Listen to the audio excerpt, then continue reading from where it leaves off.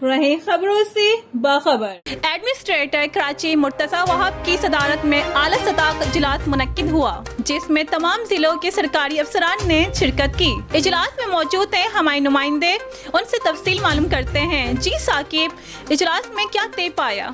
जी बिल्कुल, मैं आपको बताऊं कि मानसून बारिशों से कबल ही जो है सिंध गवर्नमेंट की जानिब से जो है एहतियाती तदाबीरें अपनाना शुरू कर दी गई हैं। बेशतर इलाकों के बरसाती नाले हो गए, नदियाँ हो गई, उनकी सफाई सुथराई का इंतज़ाम भारी हैवी मशीनरी के ज़रिए किया जा रहा है। और आपको एक चीज़ वाज़े करता चलूँ कि इस टाइम गुजर नाला हो गया या महमूदाबाद की नदी हो गई, वहाँ पर भी जो है अभी भी इस वक्त भी जो है भारी मशीनरी के ज़रिए कचरे को हटाया जा रहा है, ताकि सीवेज का पानी या बरसाती नालों का पानी नदी में आने के बाद रुके नहीं, कोई जानी या माली नुकसान ना हो। और मैं आपको एक चीज़ वाज़े करता चलूँ, इस वक्त भी जो है एडमिनिस्ट्रेटर कराची मुर्तज़ा वहाब की सदारत में एक इजलास मुनक्किद हुआ है। इस इजलास में जो है तमाम एडमिनिस्ट्रेटर, तमाम कमिश्नर, इन सब ने शिरकत की है और उसमें यही फैसले किए गए हैं कि मानसून बारिश से कबल तमाम नदी नालों की सफाई कर दी जाए, ताकि आवाम को किसी भी किस्म की कोई परेशानी का सामना नहीं करना पड़े।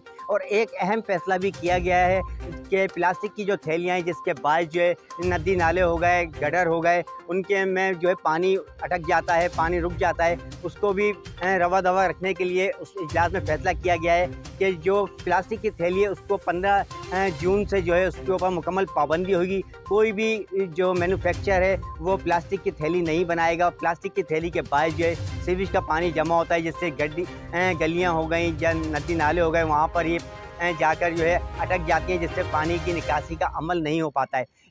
इन चीज़ों के ऊपर अमल दरामद कराने के लिए कमेटियां भी बनाई गई हैं और टीमें भी बनाई गई हैं कि 15 जून के बाद जो भी प्लास्टिक की थैली का इस्तेमाल करेगा उसको जो है जुर्माना भी आयद किया जाएगा और उसको सज़ा भी दी जा सकती है। जी, ये थे हमारे नुमाइंदे जो हमें तफसील से आगाह कर रहे थे। मज़ीद खबरें जानने के लिए देखते रहें अल वफा न्यूज़ कराची।